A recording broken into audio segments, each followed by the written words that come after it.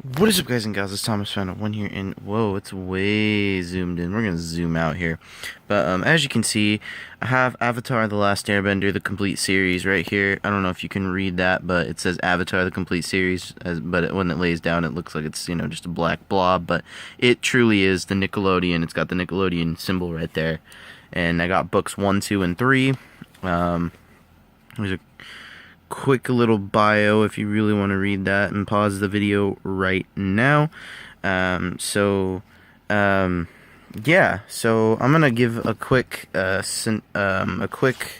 little what's it called? We're gonna give a quick little summary here.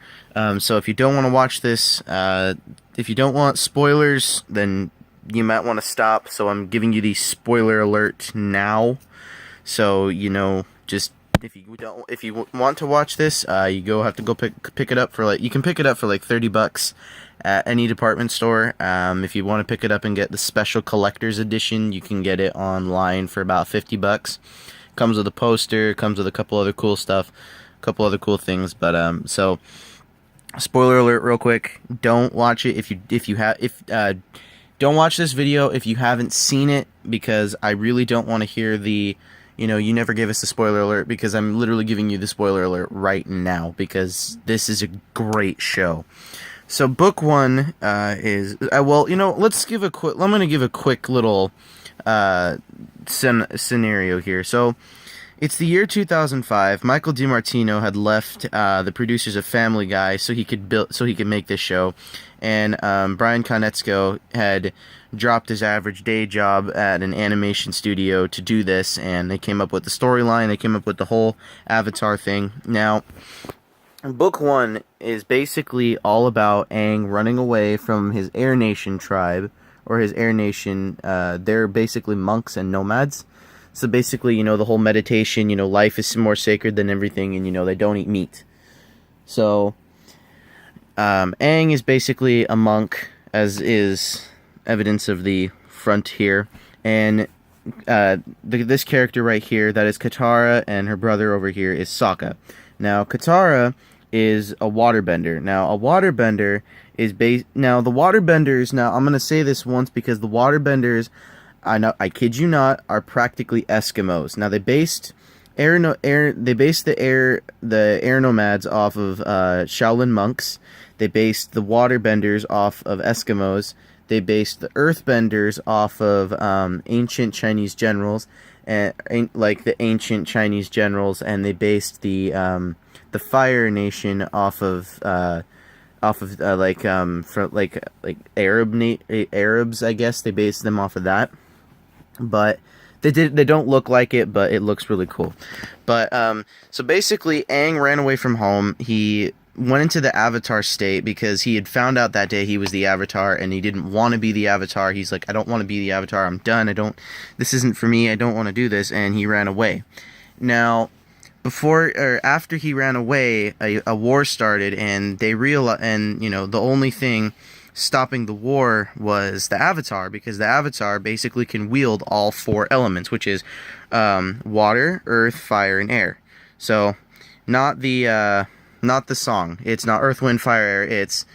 It's earth, fire, water, and air. The four elements basically that make up the earth. So he basically is the only one who can do this. But he goes into this ice. He forms an ice chrysalis around him, and he is in there for 100 years. Now, the day he and Katara and Sokka find Aang, he's still frozen in the iceberg, and he's still trying to figure things. He's still trying to he's still in the Avatar state, and the Avatar state is basically when the Avatar is, number 1, at its most vulnerability, and it is also it is when the Avatar connects with his cosmic self and can basically become this big bad monster. It is awesome.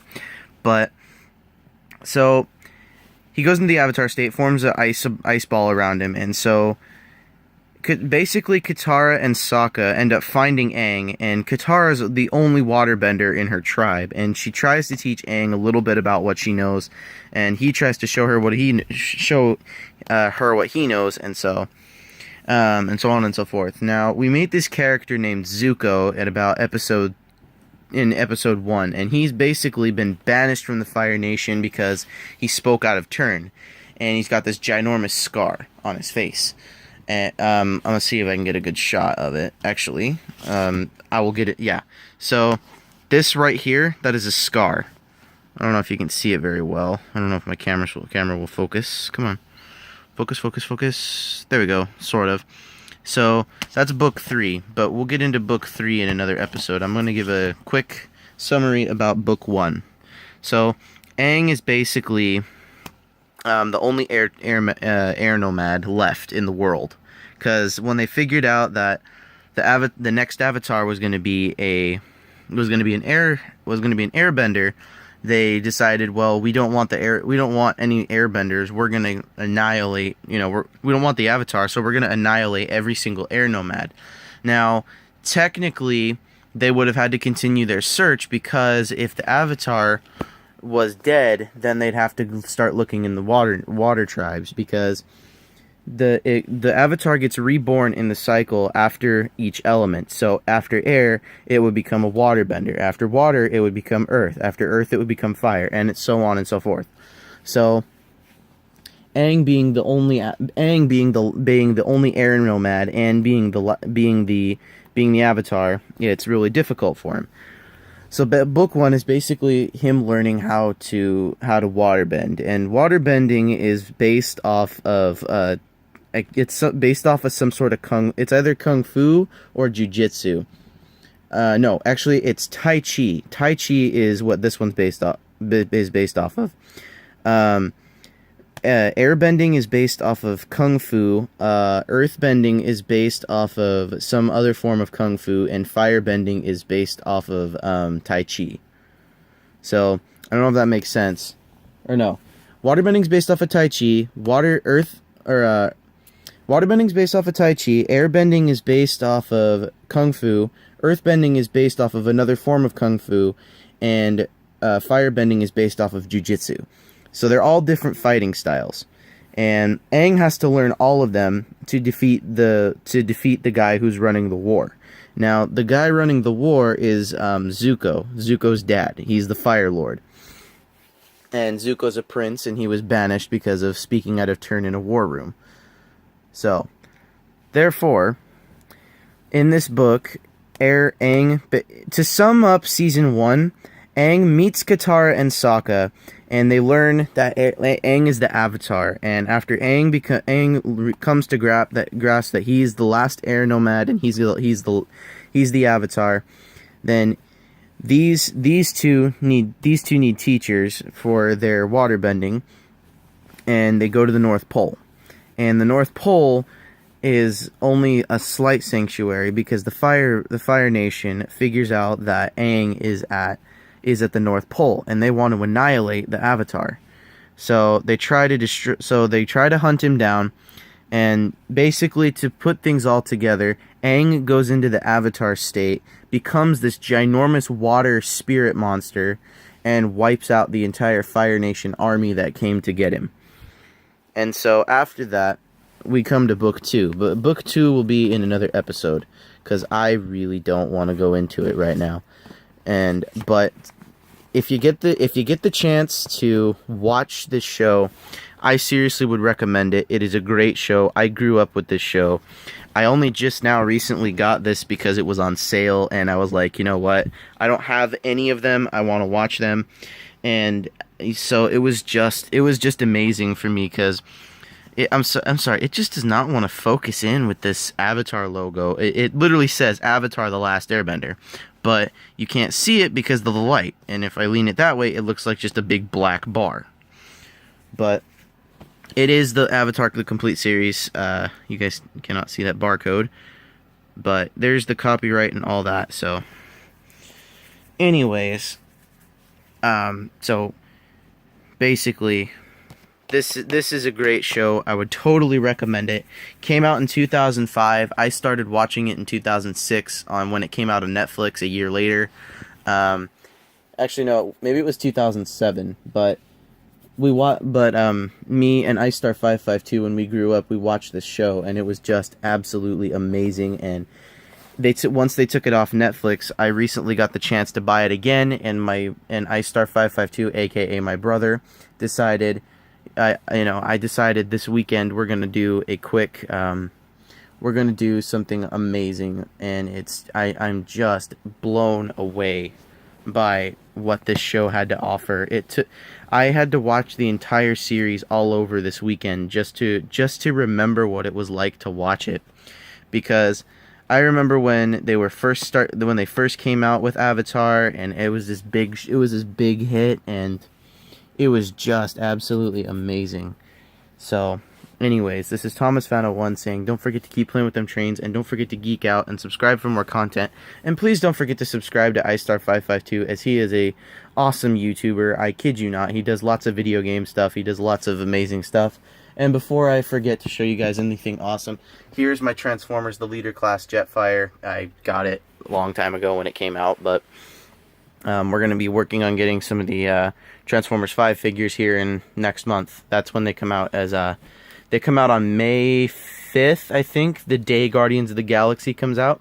I will be getting a couple figures, because it is just absolutely amazing to have those figures. Because I will, to not forget, we're going to be getting the deluxe class. We're going to do a slight change, because I'm not sure I want the Berserker anymore, because the more I look at it, the more I think it looks good. Don't get me wrong, it looks good, but the more I look at it, it's like I've already got a version of it. I don't really need this one.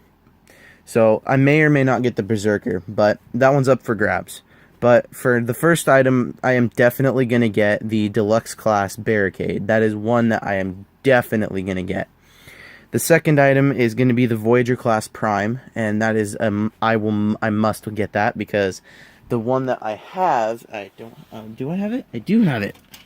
Let's see if I can grab this real quick. But the version I have is the Silver Knight Optimus Prime, and this is basically a slight repaint and maybe a slight retool of the first edition Optimus Prime, the one that came out, like 4 or 5 months before the movie came out. And so that's a repaint, and I like it, but that was the reason I bought it. But we're going to be getting Voyager Prime, a more up-to-date version of him, and I really like that. So that's the second one we're going to get out of all of that. The next one that we're going to get is a Leader Class Megatron. As you guys know, I'm a huge Megatron fan. I love Megatron. Like, literally, the background screen for my computer is All Hail Megatron with an updated version, or with the updated version. And then that will be it for Wave 1 if I don't get the Berserker. I may or may not get him. It's up in the air right now whether I do or do not. So, yeah. But anyways, before I go, literally, Avatar: The Last Airbender, great show. Like, I cannot express to you guys how great of a show this is. Like, you cannot stop watching it. So we did a synopsis of Book 1. Tomorrow we're going to be doing a synopsis of Book 2, or maybe, I don't know if it's synopsis, but it's we're going to be doing a summary of Book 2. Then we're going to do a summary of Book 3, and then we're going to do an entire series. We're going to do an entire series summary, and then we're going to move on to Legend of Korra. And Legend of Korra is the spin-off to Avatar: The Last Airbender, and honestly, I think out of all the avatars to exist, Korra has to be the weakest. Like, she has to be the weakest out of all of them. Like, the only shots you see of her are her getting her butt kicked.